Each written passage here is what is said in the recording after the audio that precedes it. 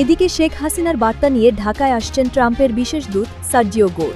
শেখ হাসিনাকে দিয়েই তারেক রহমানের পতন ঘটাবে ভারত।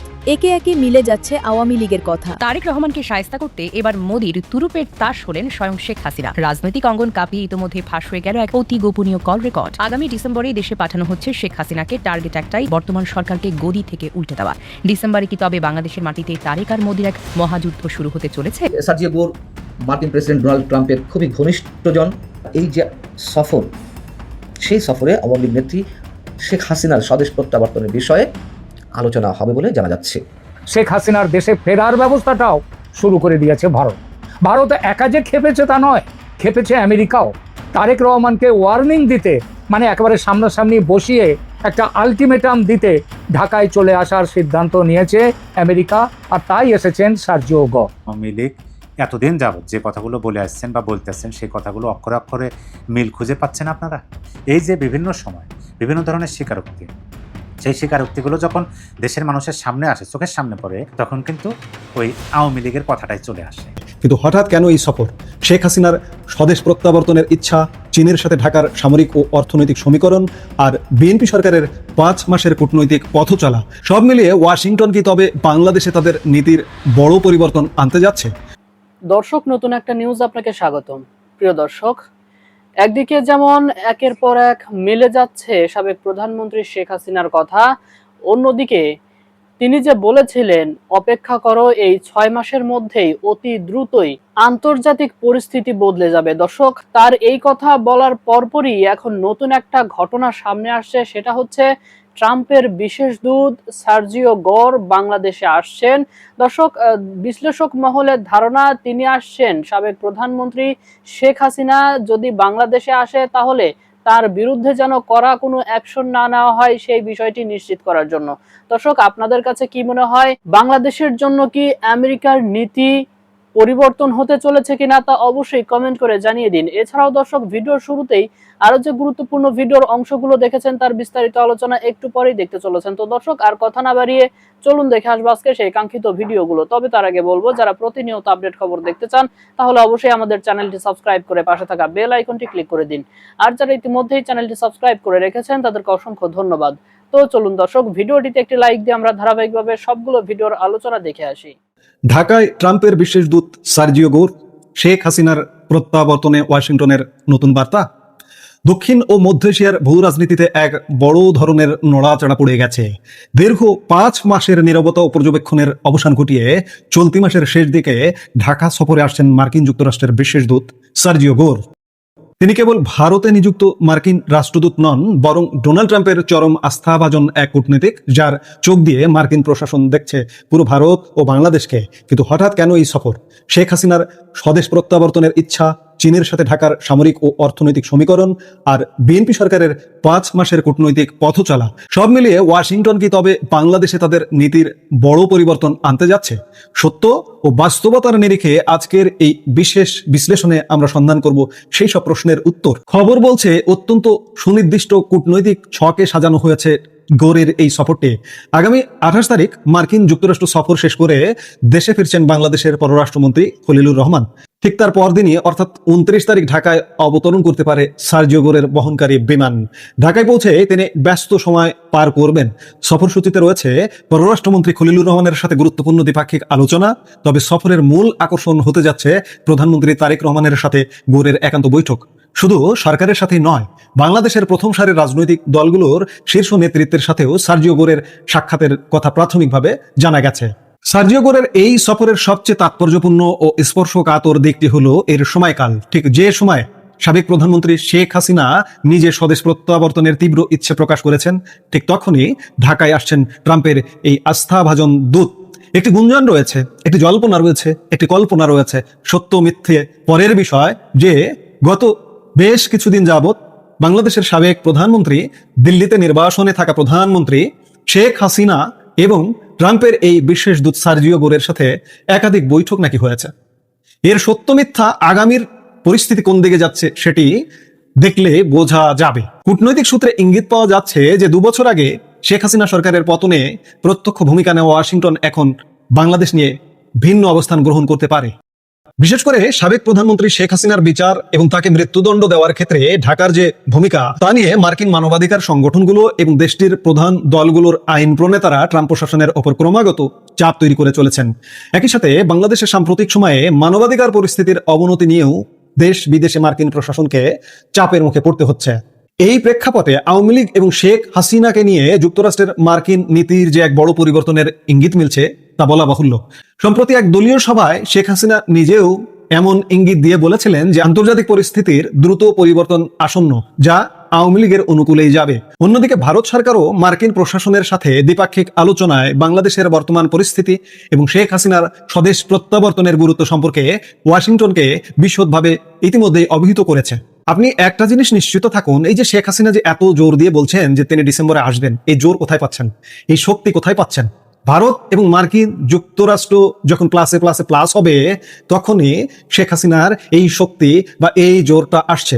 ভারত নিশ্চয়ই তাকে এমন কিছু অবগত করেছে যে ঠিক আছে আপনি যেতে পারবেন, কিংবা সার্জিও গোরের সাথে যে শেখ হাসিনার বৈঠকের যে গুঞ্জন, সেগুলো নিশ্চয়ই তাকে ইতিবাচক জায়গায় নিয়ে এসছে এবং শেখ হাসিনা প্রকাশ্য সভায়ও এমন আশাবাদ ব্যক্ত করতে পেরেছেন যে আন্তর্জাতিক পরিস্থিতি দ্রুত পরিবর্তন আসন্ন এবং সেগুলো আওয়ামী লীগের পক্ষেই যাবে। বিশেষজ্ঞ মহল মনে করছে তারেক রহমান সরকার দায়িত্ব নেওয়ার পর গত 5 মাস মার্কিন প্রশাসন মূলত ঢাকাকে নিবিড় পর্যবেক্ষণে রেখেছিল।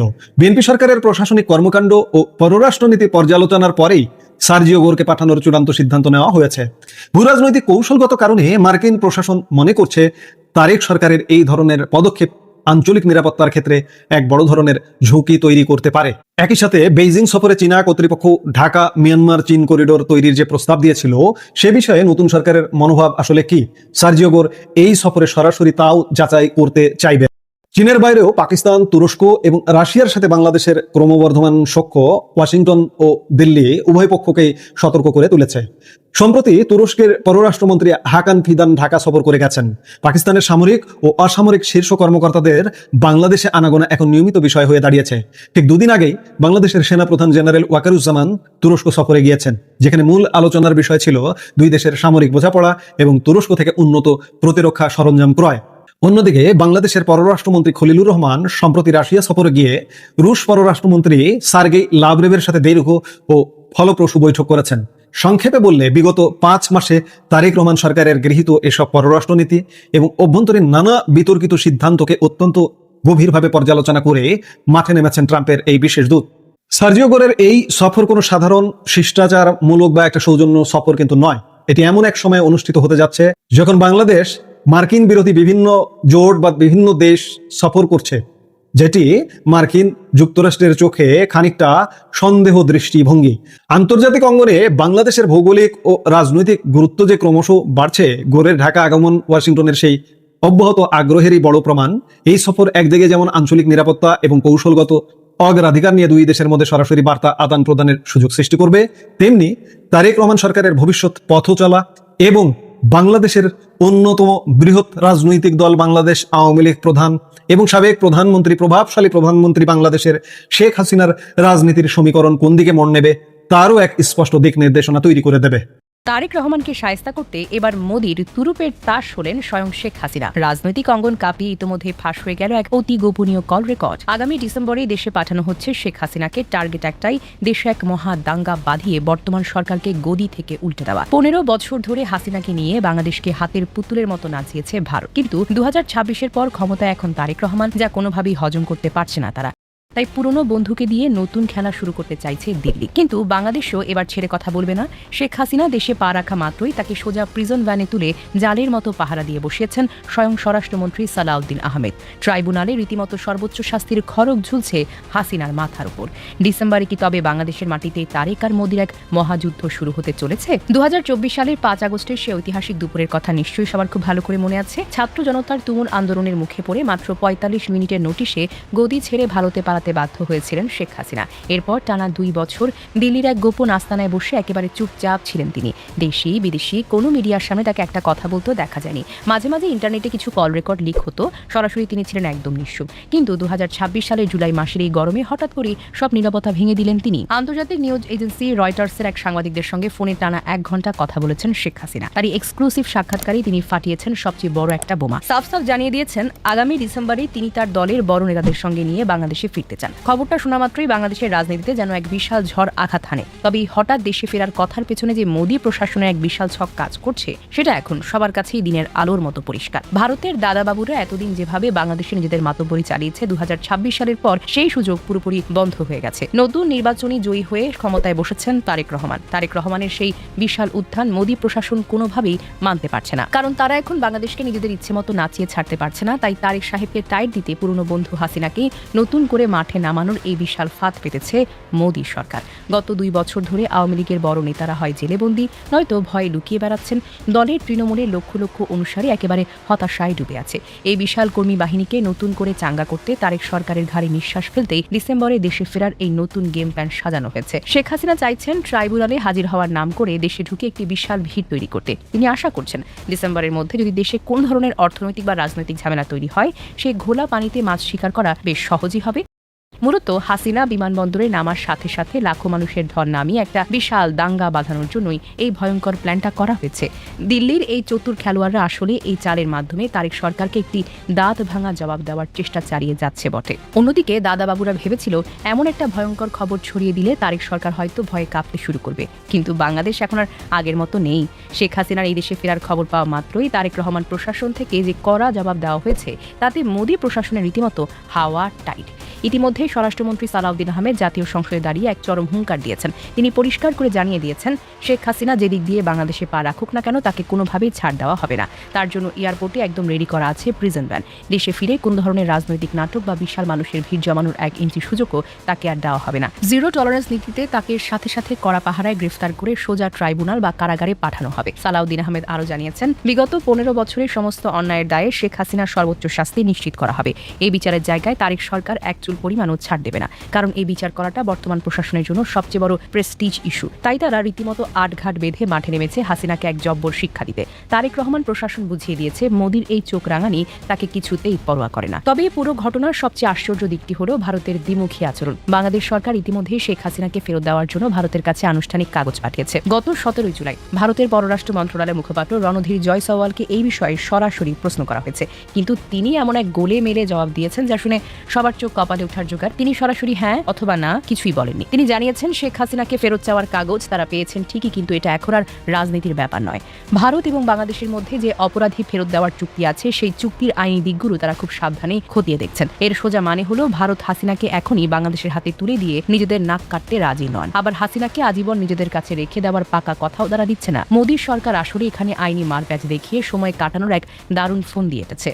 শেখ হাসিনা ভারতের অনেক পুরনো এবং পরীক্ষিত বন্ধু। বিপদের দিনে তাকে ছুঁড়ে ফেলে দিলে গোটা বিশ্বের কাছে ভারতের নামে চরম চুনকারি পড়বে। অন্য বন্ধু দেশগুলো এখন ভারতকে বিশ্বাস করতে ভয় পায়। তাই ভারত এখন রীতিমতো ঘোল খাচ্ছে এই ইস্যু নিয়ে এবং কোন দিকে যাবে তা নিয়ে কপাল চাপড়ায়। কিন্তু মোদীর প্রশাসন এটাও খুব ভালো করেই জানে, শেখ হাসিনার জন্য বাংলাদেশের 18 কোটি মানুষের সাথে শত্রুতা করাটা তাদের জন্য চরমভাবে বোকামি হবে। বর্তমান তারেক সরকারের সাথে সম্পর্ক খারাপ করলে ভারতের নিজের পায়ে কুড়াল মারা হবে, কারণ বাংলাদেশে ভারতের হাজার হাজার কোটি টাকার বিশাল সব প্রজেক্ট চলছে। ট্রানজিট সুবিধা থেকে শুরু করে বিদ্যুৎ কেনা বেচা সব জায়গাতেই ভারতের বিশাল স্বার্থ জড়িয়ে আছে। মোদীর ছোটদা শুভেন্দু অধিকারী যতই গলাবাজি করুক না কেন, দিল্লির নীতি নির্ধারকরা হাসিনাকে বাঁচাতে গিয়ে এত বড় ক্ষতির মুখে পড়তে কিছুতেই রাজি হবে না। সে কারণে রণধীর জয়সওয়াল তার কথায় খুব পরিষ্কার করে বলেছেন, বাংলাদেশের সাথে ভারতের সব উন্নয়নমূলক কাজ আগের মতোই 2 দেশের সম্মতিতেই হবে। অর্থাৎ ভারত একদিকে হাসিনাকে দিয়ে তারেক রহমানকে নাকানি চুবানি খাওয়ানোর চেষ্টা করবে, আবার অন্যদিকে ব্যবসার জায়গাতেও নিজেদের আখের গুছিয়ে রাখবে। তারা না পারছে হাসিনাকে ছাড়তে, আর না পারছে বাংলাদেশের বর্তমান সরকারকে রাখাতে। 2 নৌকায় পা দিয়ে ভারত এখন রীতিমতো হিমশিম খাচ্ছে। পাশাপাশি তারেক রহমানের এই কঠিন অবস্থান ভারতের জন্য এখন গলার কাটা হয়ে দাঁড়িয়েছে। তারা না পারছে গিলতে, না পারছে ফেলতে। দিল্লির এই নতুন চাল নিয়ে বাংলাদেশের সাধারণ মানুষের মাঝেও চরম উত্তেজনা কাজ করছে। চায়ের দোকান থেকে শুরু করে পাড়ার মোড় সব জায়গায় এখন একটাই আলোচনা, মোদী সরকার কি সত্যি এই বিশাল ঝুঁকি নেবে? কারণ তারেক সাহেবের প্রশাসন ইতিমধ্যেই বর্ডার এবং এয়ারপোর্টে কড়া নজরদারি বসিয়েছে। কোনোভাবেই যেন একটা মাছি গলে ঢুকতে না পারে সেই কড়া ব্যবস্থা করছে। তাছাড়া সালাউদ্দিন সাহেবের কড়া নির্দেশে পুলিশ পুলিশ ও অন্যান্য বাহিনীকে পুরোপুরি সতর্ক রাখা হয়েছে। হাসিনাকে নিয়ে মোদির এই মাস্টার প্ল্যান মাঠে মারা গেলে দিল্লির দাদাবাবুদের আর মুখ লুকানোর জায়গা থাকবে না। তারা খুব সাবধানেই পা ফেলছে এখন। সাধারণ মানুষও চাইছে বিগত দিনের সব বিচার আচার এখানেই হোক। সব মিলিয়ে এখন একটা চরমভাবে স্নায়ুযুদ্ধ শুরু হয়ে গেছে। কিন্তু শেখ হাসিনা খুব ভালো করেই জানেন দেশে ফেরা মাত্রই চরম শাস্তির মুখে পড়তে হবে, অর্থাৎ তাকে রীতিমতো নাকে দড়ি দিয়ে ঘোরাবে বর্তমান প্রশাসন। তারপরেও তিনি এই বিশাল ঝুঁকি নেওয়ার কথা বলছেন শুধু মোদির ইশারায়। এটি আসলে তারেক সরকারের সাথে এক বিশাল মনস্তাত্ত্বিক গেম। তারা দেখতে চাইছে এমন একটা খবরে বাংলাদেশের প্রশাসন কতটা চাপে পড়ে এবং দলের কর্মীরা কিভাবে লাফিয়ে ওঠে। কিন্তু বাংলাদেশেও স্পষ্ট বুঝিয়ে দিয়েছে যে হাসিনাকে খাঁচায় পুরতে তারা সব দিক থেকে পুরোপুরিভাবে তৈরি। তারা মোদির এই বুড়ো আঙুলকে দেখানোর একদম পাত্তাই দিচ্ছে না। এখন সবার নজর ডিসেম্বর মাসের দিকে। শেখ হাসিনাকে সত্যি ভারত থেকে বাংলাদেশে আসবে, নাকি পুরো ঘটনা মোদি প্রশাসনের জন্য একটা বিশাল ফাঁকা আওয়াজ হয়ে থাকবে? ভারত কি শেষ পর্যন্ত বাধ্য হয়ে হাসিনাকে তারেক সরকারের হাতে তুলে দেবে, নাকি মোদির এই চতুর চালের কাছে হার মানতে হবে সবাইকে?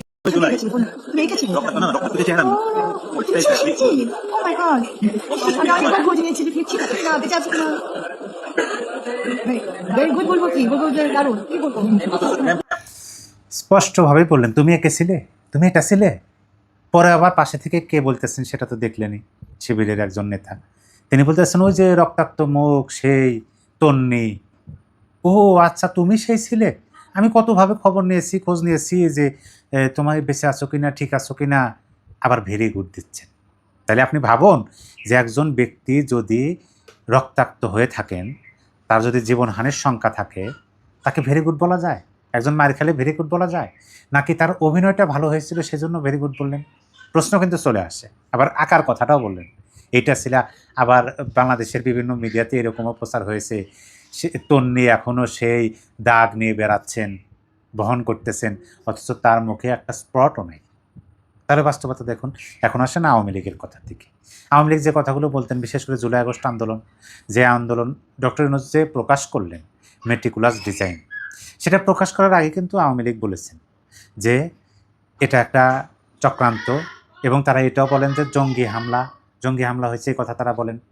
এবং এটা কোনো জনগণের স্বতঃস্ফূর্ত আন্দোলন ছিল না, এটা ডিজাইন করা, জনগণকে ভুল বোঝানোর মাধ্যমে ভুল পথে পরিচালিত করা হয়েছে। এই কথাগুলো বলেছেন না? বলেছেন। এখন আমরা তো দেখতেছি যে না, আমরা অনেকাংশেই তাদের সেই কথাগুলোর মিল খুঁজে পাচ্ছি। মেন যে পয়েন্টগুলো, যেমন ধরেন এই যে আবু সাইদ ঘটনার পর থেকে তো আন্দোলন তীব্রভাবে আরও বেগবান হলো।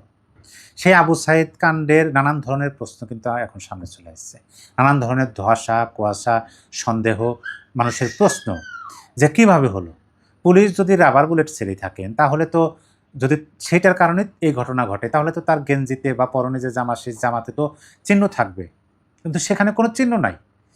এই ভিডিও ফুটেজে এটাও দেখা গেছে যে তার মাথা পেছন দিয়ে হচ্ছে, কিন্তু কি কারণে হলো সেটা কিন্তু মানে এটা নিয়ে ধোঁয়াশা আছে। এবং আইনজীবী স্বয়ং নিজে বলছেন যে তার মাথায় আঘাতের কারণে তিনি মারা গেছেন, পুলিশের গুলিতে মারা যান নাই। তাহলে সেটা নিয়ে ধোঁয়াশা। আবার এই যে তন্নির বিষয়টা দেখেন, এমনভাবে ভাইরাল হয়েছিল এবং এটার প্রতি মানুষ এমনভাবে আকৃষ্ট হয়েছিল যে এত বড় কথা, সাধারণ শিক্ষার্থীদেরকে এরকম করা হয়েছে। পরবর্তীতে কি শোনা গেল যে তিনি একটা রাজনৈতিক দলের ছাত্র সংগঠনের নেত্রী। এবং এখন শোনা যাচ্ছে, তাও আবার কার কাছ থেকে শোনা যাচ্ছে, ডক্টর ইউনূসের উপদেষ্টা, ক্যাবিনেটের একজন উপদেষ্টা ছিলেন, তিনি বলতেছেন তুমি এটাকে ছিলে, তুমি এটা ছিলে। ও আবার থ্যাংক ইউ দিচ্ছে, ভেরি গুড বলতেছে। তাহলে কি তাদের কথাগুলো অক্ষরে অক্ষরে মিলে যাচ্ছে না? মিলে গেল না? যাবেই তো, কারণ যে প্রতারণা করছে। তবে আংশিকভাবে ডক্টর ইউনূসও কিন্তু প্রকাশ করে দিয়ে গেছেন যে আদৌ এগুলো প্রতারণা। যাই হোক, যেভাবেই হোক, একটা আন্দোলন হয়েছে, সরকার ক্ষমতাচ্যুত হয়েছে, মানুষের চাওয়া ছিল, যাদের চাওয়া ছিল তারা কিন্তু সেরূপ ফল পান নাই। কেন পান নাই? ওই যে যারা টমেটো সস দিয়ে মেকআপ করেন, যারা ম্যাটিকুলাসলি বিভিন্ন কিছু সাজাতে পারেন, তারা নিজেরাই কক্ষিগত করেছে, এই সুফলগুলো ঘরে তুলেছে। তোলার পরে গত 18 মাস কী করেছে সেটা তো নতুনভাবে আবার বিস্তারিত ব্যাখ্যা করার কিছু নাই, বাংলার মানুষ সব ভালো করেই জানেন। তবে এই কথাটা কিন্তু স্পষ্টভাবে আমাদের বার্তা দেয়, এই যে বিভিন্ন সময় বিভিন্ন ধরনের স্বীকারোক্তি, সেই স্বীকারোক্তিগুলো যখন দেশের মানুষের সামনে আসে, চোখের সামনে পড়ে, মানুষ যখন দেখেন এবং অতীতের কথাগুলো মিলাতে থাকেন, তখন কিন্তু ওই আওয়ামী লীগের কথাটাই চলে আসে। দর্শক, আমি আশা করছি সবগুলো ভিডিওই আপনি মনোযোগ সহকারে দেখেছেন। সেই সাথে দর্শক, এই ভিডিওগুলো সম্পর্কিত যদি কোনো তথ্য বা মতামত থাকে তাহলে তো অবশ্যই কমেন্ট করে জানিয়ে দিন। এতক্ষণ সাথে থাকার জন্য ধন্যবাদ। নিউজটি শেষ করছে এখানেই, ফিরছে আগামী ভিডিওতে নতুন কোনো টপিক নিয়ে। আল্লাহ হাফেজ।